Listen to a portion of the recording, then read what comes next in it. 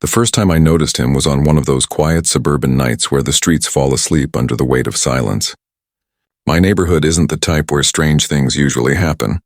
The lawns are trimmed, the mailboxes lined up neatly, porch lights flickering on at the same time each evening. But across from me, in a small single-story house with pale blue siding, lived a man I never once saw close his curtains or turn off his lights. It didn't matter if I looked out at midnight, at 3 in the morning, or as dawn crept in, he was always there, sitting by the window wide awake, his eyes fixed somewhere into the distance, like he was waiting for something none of us could see. In most neighborhoods, the view across the street is something you barely notice. A porch light flickers on, someone walks their dog, a curtain sways as a television glows in the background. It's the kind of ordinary routine that brings comfort, the rhythm of people living their lives in quiet synchronization. But what happens when that ordinary scene shifts?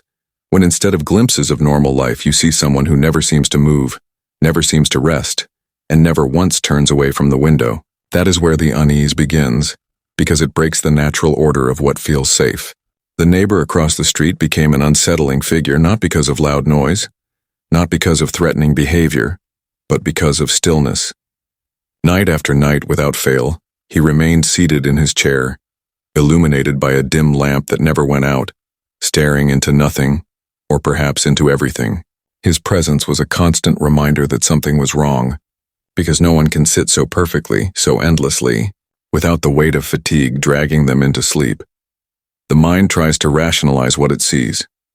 Maybe he has insomnia, maybe he works odd hours, maybe it's a quirk that doesn't mean anything. But as the pattern repeats itself, as every glance out the window reveals the same figure locked in the same pose, explanations start to dissolve. What once seemed like harmless eccentricity begins to gnaw at the edges of sanity. A person can only dismiss what they see for so long before they start to believe it's intentional, that the endless watching is not a coincidence, but a choice. And that choice, to be awake when the rest of the street has surrendered to sleep, becomes a silent threat. The stillness becomes louder than any sound, the unwavering presence more intimidating than any scream. There is a natural comfort in knowing that your neighbors live just as you do, resting when you rest, fading into the night with the world. To see someone defy that rhythm is to see someone who does not belong to the same order, someone who is separate, detached, and perhaps something more. The longer he sat, the more his presence across the street felt like a haunting in plain sight, as if the neighborhood itself was under silent surveillance. Every lit window, every unmoving silhouette, chipped away at the sense of safety that comes from believing you are unseen in your own home. There is something deeply unsettling about the way silence spreads in a community when one subject is brought up. In most neighborhoods, people gossip freely. They talk about lawn care, the best schools, or who just painted their house a new color.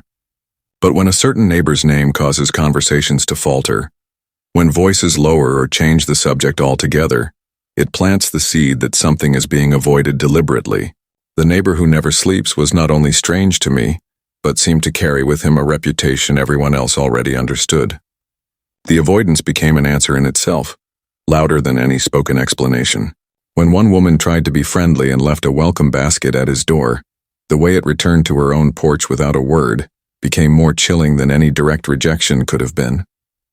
It wasn't an act of kindness exchanged, but a message sent, and the neighborhood seemed to absorb that message into a code of silence.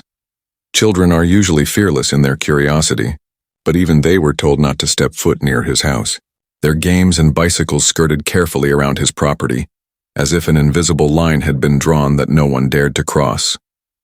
Parents didn't give detailed reasons, they didn't share stories, they simply instructed, and the children obeyed. That quiet compliance revealed more than any rumor could. It told me that everyone already knew there was something to fear, and rather than address it openly, they chose to live with it, carrying on with barbecues, school runs, and late-night walks, as though the house across the street didn't exist.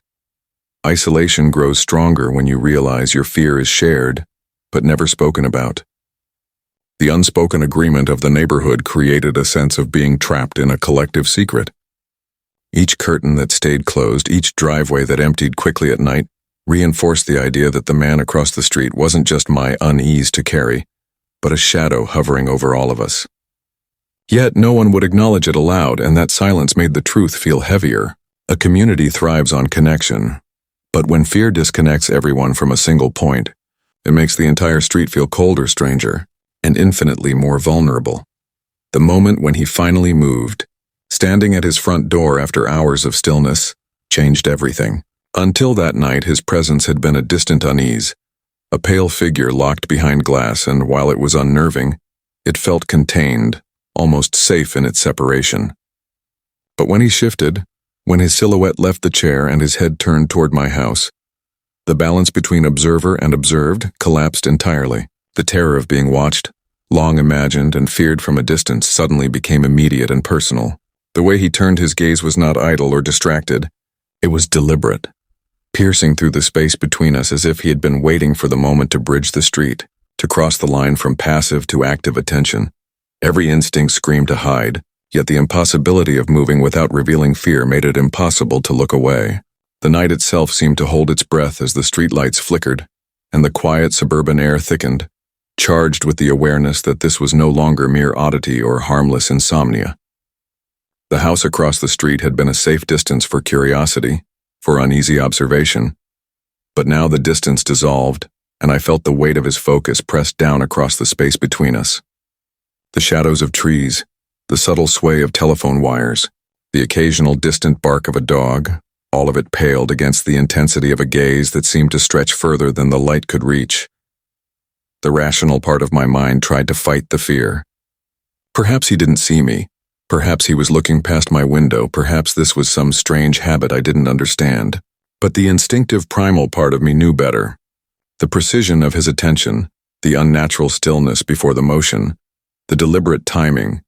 It was as if he had been calculating, waiting, and now the waiting had ended. I felt exposed in my own home, the invisible shield I had relied on.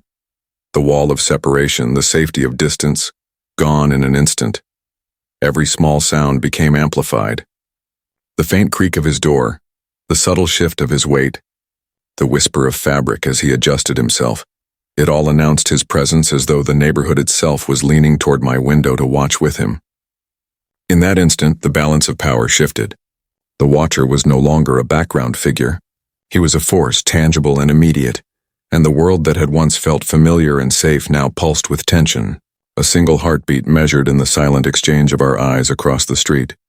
Even after he disappeared from the doorway, leaving the chair empty and the lamp casting its dim yellow glow across the room, the fear didn't dissipate. In fact, it multiplied, creeping into every corner of my home, settling in the spaces that once felt secure. The stillness that had defined him for so long transformed into a haunting presence, as though the house itself remembered, as though the air carried the weight of his gaze long after he was gone.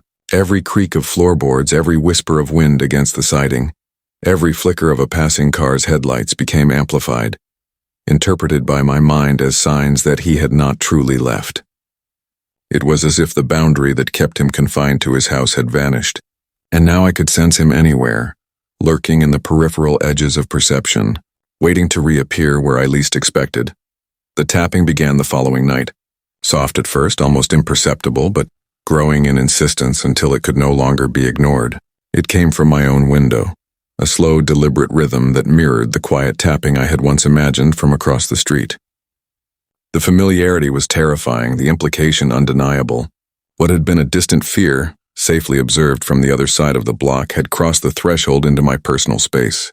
The realization that the observer had become the one who observes, that the roles had inverted in a way I could neither predict nor control, struck a primal chord of terror that left me frozen in place. Sleep became impossible. I would lie in bed, staring into the shadows of my room, imagining the silhouette of that pale figure lingering outside, waiting, calculating, patient. The comforting routines of daily life, locks, drawn curtains, familiar furniture, lost their power to reassure. Even the faintest noise triggered my heart to race. Every rustle of leaves or distant footstep interpreted as proof that he had returned, that the line between his space and mine had dissolved completely. What was once a story told from a safe distance, a chilling curiosity observed under the veil of night, had become an intimate nightmare, personal and immediate. The knowledge that he could appear anywhere at any time left a permanent mark on perception, an ever-present tension that refused to fade. The neighborhood's silent agreement to avoid speaking of him no longer mattered. Because the haunting had moved beyond their walls and into mine, a relentless presence that turned my own home into a landscape of uncertainty, a place where safety was a memory and vigilance became a constant, unyielding state.